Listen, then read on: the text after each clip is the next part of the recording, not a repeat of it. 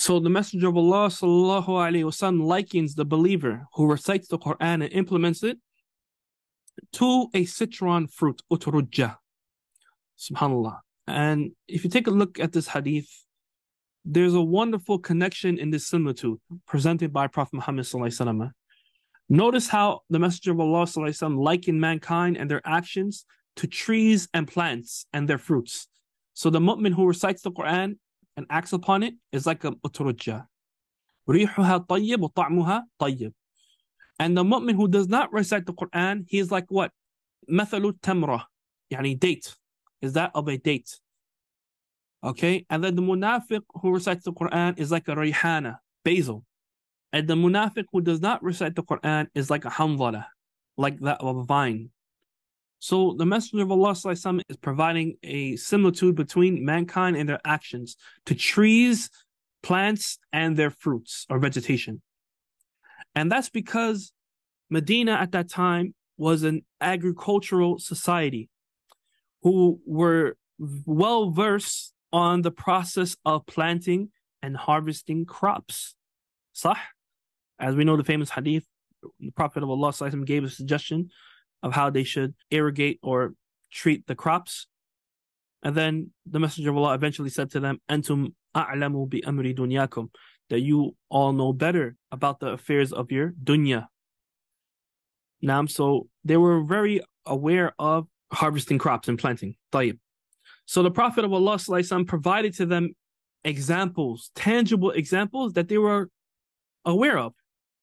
If you garden, you know if you want to produce a good, fruitful yield, you have to use quality soil. Now, you have to use quality seeds, you have to use fertilizers, you have to water it on a daily basis, you have to attend to your crops on a daily basis.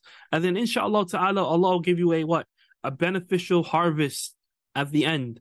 Now, which you can then use to nourish yourself and maybe even sell for profit.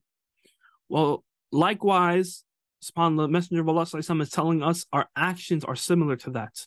If your actions are righteous, ikhwani akhawat, you will receive a tremendous reward and bounty from Allah, which is His mercy, ar-Rahmah, right? The fruit of your actions is Allah subhanahu wa ta'ala's mercy. And with Allah's mercy, you enter paradise. Allahu Akbar.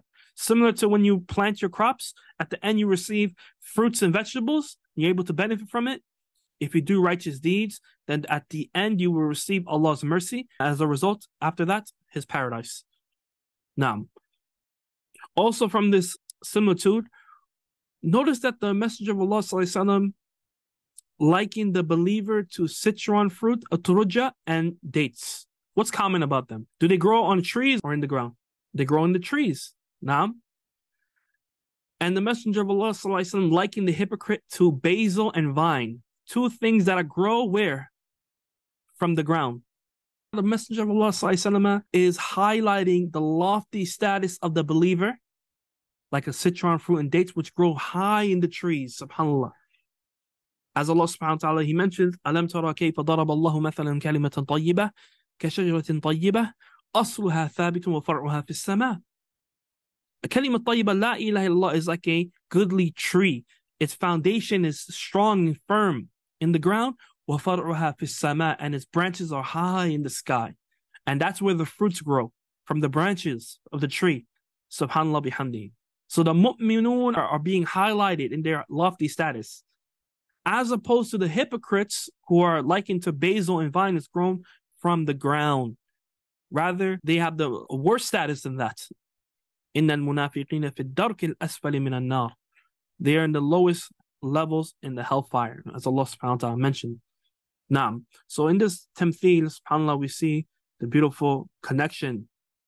And you find this throughout the statements of the Prophet Muhammad sallallahu alaihi wasallam, beautiful connections between Islamic concepts, the realities of the hereafter, as well as tangible things in the dunya, which helps us to have a better understanding of these ideas. Now,